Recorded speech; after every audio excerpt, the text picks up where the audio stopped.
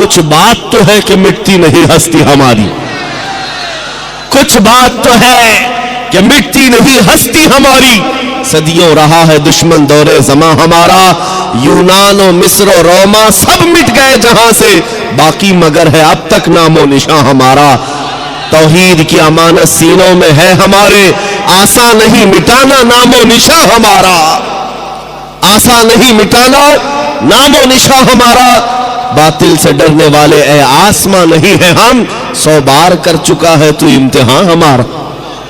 آج کے بچوں کے لیے میں یہ خطاب کرتا ہوں کیونکہ آپ تاریخ پڑھتے نہیں ہیں، آپ کے ہاتھ میں انٹرنیٹ دیا گیا، تھما دیا گیا ہے، آپ کو ایسا لگتا ہے کہ یہ سارا انٹرنیٹ پب جی کھیلنے کے لیے، گیم کھیلنے کے لیے، یوٹیوب فیس بک انسٹا چلانے کے لیے، ذرا تاریخ پڑھ لینا تو پھر تم بھی جوان نظر آنے لگ جاؤ گے۔ تمہیں بھی یہ معلوم ہونا چاہیے کہ ہمارے اسلاف کون تھے جن کا نام لینے سے بھی آج کتراتے ہیں دنیا، اور انہیں اس بات کا ڈر ہے کہ ان کے ہاتھوں میں وہ تاریخ آنے نہ دی جائے کہ تمہیں موبائل میں 24 گھنٹے مصروف کر کے رکھا جائے، تاکہ خوف اس بات کا ہے کہیں یہ تاریخ پڑھ لیا کسی محلے سے پھر صلاح الدین نہ پیدا ہو جائے، کہیں سے کوئی شہاب الدین نہ اٹھ جائے، کہیں سے کوئی ٹیپو سلطان نہ آ جائے، کہیں سے جو ان کے درد کا سبب ہے اورنگزیب نہ آ جائے۔ یہ ڈر اس بات کا ستاتا ہے کہ تاریخ نہ پڑھے، تاریخ نہ پڑھے، تم کو نشہ میں ملوث کر کے رکھا جائے، تم انٹرنیٹ کی تباہیوں میں اپنے آپ کو برباد کر کے رکھے رہو۔ عزیزان گرامی، میں آپ سے مخاطب ہو کر کے ایک بات کہنا چاہتا ہوں، نکل آؤ اس بستی سے، دنیا ابھی بھی تمہارے انتظار میں ہے۔ اللہ کریم قرآن میں فرماتا ہے وَلِلَّهِ الْعِزَّةُ وَلِرَسُولِهِ وَلِلْمُؤْمِنِينَ، عزت تو اللہ کی ہے، عزت تو رسول کی ہے، عزت تو ایمان والوں کے لیے ہے۔ اور اللہ کریم فرماتا ہے وَكَانَ حَقًّا عَلَيْنَا نَصْرُ الْمُؤْمِنِينَ، ہم نے اپنے اوپر لازم کر لیا ہے، مدد کریں گے تو ایمان والوں کی مدد کریں گے۔ جب تمہارے پاس اتنے ساری باتیں ہیں موجود، اللہ کی مدد آئے گی تو پھر ڈرے سہمے جینے کی کیا وجہ ہے؟ اس طرح کی زندگی گزارنے پر مجبور ہونے کی کیا وجہ ہے؟ نکل آؤ، اور عزت جو آج بندے، آج جو نوجوان ماڈرنٹی میں ڈھونڈ رہے ہیں، ماڈرنزم میں ڈھونڈ رہے ہیں، ان کو ایسا لگتا ہے بالی ووڈ اور ہالی ووڈ کے پیچھے بھاگنے پر سٹار بن جائیں گے، خاک سٹار بنیں گے۔ وہاں کا حال تو یہ ہے جوانی ختم ہو گئی تو ریٹائرمنٹ مل گیا، اور جب چہرے پر جھریاں پڑ گئی، کمر ٹیڑھی ہو گئی، تو اب وہ پردے میں ناچنے والا نہیں ہوگا، دنیا دوسرا ہیرو ڈھونڈ لیتی ہے۔ وہاں بڑھاپا آ گیا تو اسے سائیڈ بٹھا دیا جاتا ہے، صرف اور صرف جوانی کا غازہ چمکاتا ہے، اور جوانی کی خوبصورتی کو لوگ ہاں ہاں کرتے رہتے۔ لیکن جیسے جوانی ختم ہو گئی، عزت بھی چلی گئی، ڈیوٹی بھی چلی گئی، ریٹائرمنٹ کی ایک مشکل زندگی گزارنی پڑتی ہے، اس کو عزت کہا جاتا ہے۔ لیکن آؤ مصطفیٰ کریم صلی اللہ علیہ وسلم کے قدموں میں جو بندہ جتنا بوڑھا ہوتا ہے اتنی عزت اس کی بڑھتی چلی جاتی ہے۔ کیا آپ نے، ہو سکتا ہے یہاں وہ آنکھیں ہوں گی جو حضور تاج الشریعہ کو دیکھی ہوں گی، اعلیٰ حضرت عظیم البرکت کے اس جانشین کو دیکھی ہوئی آنکھیں ہوں گی، 75 سال کی عمر میں جو حسن و جمال لے کر کے وہ بکھیرنے اپنے مریدوں کے درمیان آتے۔ قسم خدا کی میں کہہ رہا ہوں، 1,00,000 جوان ایک طرف بٹھاؤ، ایک طرف جانشین اعلیٰ حضرت کو بٹھاؤ، 1,00,000 کی طرف تمہاری نظریں نہیں جائیں گی، اس ایک حسین چہرے کی طرف نظریں اٹھیں گی۔ وجہ کیا ہے؟ یہ حسن و جمال پاؤڈر لالی میک اپ کا نہیں ہے، میرے مصطفیٰ کے قدموں سے ملا ہوا ہے، عزت رسول اللہ کے قدموں میں ہے۔ اسی لیے اقبال نے کہا تھا آبروئے ماں سنام مصطفیٰ، ہم سب کی عزت و آبرو مصطفیٰ کے نام سے ہے، حضور پاک کے نام سے ہے۔ اگر اس نام کی تم نے حفاظت کی تو اللہ تمہاری عزت کی حفاظت فرمائے۔ اگر حضور پاک کی عزت محفوظ ہے، ہم سب کی عزت محفوظ ہے۔ لیکن کوشش یہ بھی ضروری ہے، ہمارے اندر اتنا حساس پن ہونا چاہیے کہ ہم ہر چیز کو کمپرومائز کر لیتے ہیں، برداشت کر لیتے، لیکن نبی پاک صلی اللہ علیہ وسلم کی عزت کے خلاف کبھی برداشت نہیں کرتے۔ تاریخ کی سچائیاں یہ بتاتی ہیں، ہماری تاریخ یہی ہے۔ ایک صاحب جو ڈپارٹمنٹ سے تعلق رکھتے وہ مجھ سے کہہ رہے تھے مولانا آپ اتنا زیادہ ایگریسو کیوں بولتے، بھڑکاؤ بھاشن لگتا ہے۔ اگر سچی بات کہنا بھڑکاؤ بھاشن ہے تو آپ سنتے رہو. پروگرام اور کانفرنس حضور پاک صلی اللہ تعالیٰ علیہ وسلم کی محبت میں بات کرنا, لوگوں نے اس کا ہم بھڑکاتے نہیں ہیں, سوئے ہوئے دلوں کو اٹھاتے ہیں. جلسہ نہ رکھ کر کے بات صرف اتنی ہے. انہوں نے ہم سے کہا کہ آپ ہی کیوں بولتے ہیں اتنا زیادہ. ہم نے ان کو ایک مثال دی تھی. کر رہے تھے صاحب, بڑے صاحب تھے, حکومت کے کارندے تھے. ہم نے کہا اگر آپ کو کسی نے کہا تمہاری ماں بدکار تھی تو آپ کو کیسا لگے؟ وہ کرسی چھوڑ کر کھڑے ہو گئے. کہا میں تو آپ سے اچھی بات کر رہا ہوں, آپ میری ماں پہ چلے گئے.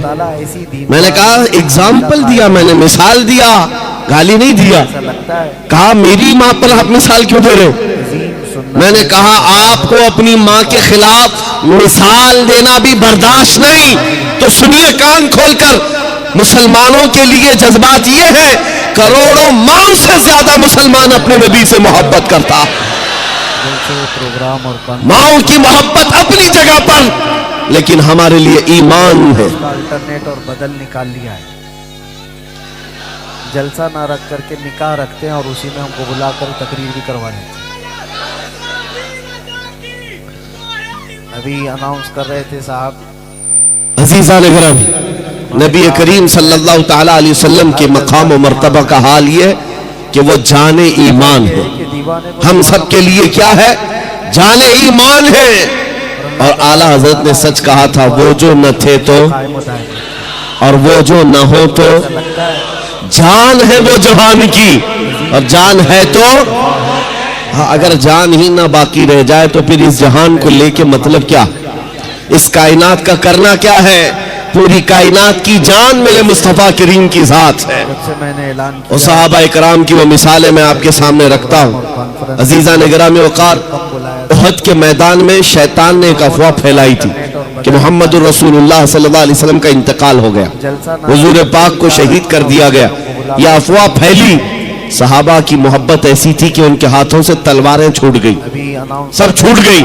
وہ جہاں تھے وہی کھڑے رہ گئے. اس بنیاد پر کئی صحابہ کی شہادت ہوئی ہے. 70 صحابہ شہید ہوئے میدان احد میں. لیکن ان کے دل کے اندر کیا بات تھی؟ جب ان سے کہا جاتا اٹھو آگے بڑھو, تو کہتے کہ جب اللہ کے رسول ہی نہیں ہے تو پھر جینے کا مطلب ہی کیا؟ اس کے بعد زندگی کسے کہا جاتا ہے؟ نبی پاک صلی اللہ تعالیٰ علیہ وسلم کے ساتھ ہم تھے. عزیزان گرامی وقار, وہ ہر شے میں مصطفیٰ کریم صلی اللہ علیہ وسلم کے جلوے دیکھتے تھے. آج امت کا حال یہ ہے کہ ہم محبت کے دعوے کرتے ہیں, لیکن ہماری آنکھیں آج بے حیا ہو گئی. ہم کسی اور چیز کو دیکھ کر رات گزار رہے ہیں. آج ہمارے دلوں کے اندر نفسانیت غالب آنے لگ گئی. حضور کی محبت سب کے سینے میں موجود ہے, لیکن اسے میدان میں لے کر اتار کر دکھانا نہیں چاہتے. تمہیں داڑھیوں سے نفرت کیوں ہوتی ہے؟ تمہیں ٹوپیوں سے الجھن کیوں ہوتی؟ تمہیں حضور کی سنتوں سے الجھن کس بات کی ہے؟ تم ڈرتے ہو کہ میں سیکولر بن کر کے گھوموں گا, میں ایک سیکولر آدمی بن کر کے رہوں گا, ماڈرن مجھے دنیا کہے. تمہیں اپنے چہرے پر حضور کی سنت پسند نہیں ہے تو پھر کس محبت کا دعویٰ کرتے ہو؟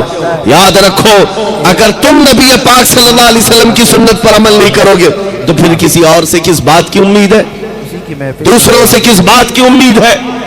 آؤ اے نوجوانوں, یہ عزم کر کے اٹھو کہ انقلاب آئے گا تو ہمارے عمل سے آئے گا انشاءاللہ. جلسے, پروگرام اور کانفرنس میں مجھے کم بلایا جائے تو لوگوں نے اس کا الٹرنیٹ اور بدل نکال لیا. جلسہ نہ رکھ کر کے نکاح رکھتے ہیں اور اسی میں ہم کو بلا کر تقریر بھی کروا لیتے ہیں. ابھی اناؤنس کر رہے تھے صاحب, نعرہ تکبیر, نعرہ رسالت, شہزادگان حضور قمر ملت, شہزادہ قمر ملت. حضرات دیکھیے, نبی اعلیٰ حضرت شہزادہ قمر ملت, بھتیجے حضور تاج الشریعہ حضرت علامہ عامر رضا خان اور حضرت علامہ.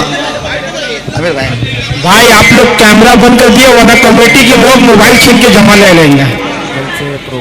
آپ لوگ کا موبائل جمع ہو جائے گا, پھر مت بولیے. آپ لوگ کیمرہ بند کر دیا, حضور کی تقریر کو آرام سے سنیے. بیٹھ جائیے حضرات, بیٹھ جائیے. जलसा ना रख करके निकाह रखते हैं और उसी में हमको बुला दुरूद पाक पढ़ लें। अल्लाहुम्मा सल्लि अला सय्यिदिना मुहम्मद व आलिहि व अस्हाबिहि व बारिक वसल्लम सलातन दाइमतन सरमदन अबदा। उन्होंने कहा बड़े फैन हैं, वैसे हर जज्बाती हमारा फैन है। वजह यह है कि दीवाने को दीवाना पसंद करता है और अल्लाह तबारक व तआला ऐसी दीन कुरान पाक में रब तआला ने फरमाया इज्जत अल्लाह की है, इज्जत रसूल की है, इज्जत ईमान वालों की है। आओ मैं आपको एक मिसाल के जरिए बताता हूँ।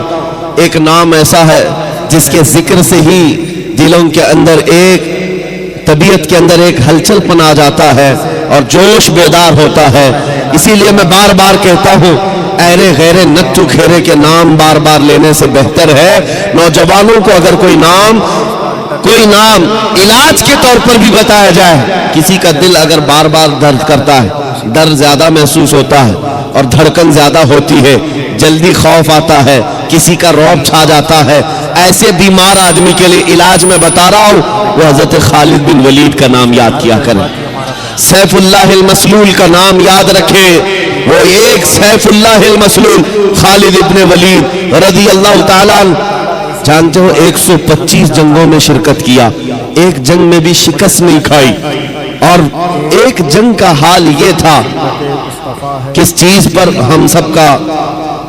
हम सब की तवज्जो होनी चाहिए, वो तवज्जो का मैदान जंग में शरीक है और लड़ते लड़ते उनका हाल ये था। वो खुद फरमाते हैं एक बालिश्त जगह भी मेरे जिस्म में ऐसी नहीं है जहां तीर ना चुभाओ, तलवार ना लगी हो। पूरे जिस्म में कोई एक जगह भी एक बालिश बराबर बाकी नहीं, हर जगह जख्म थे।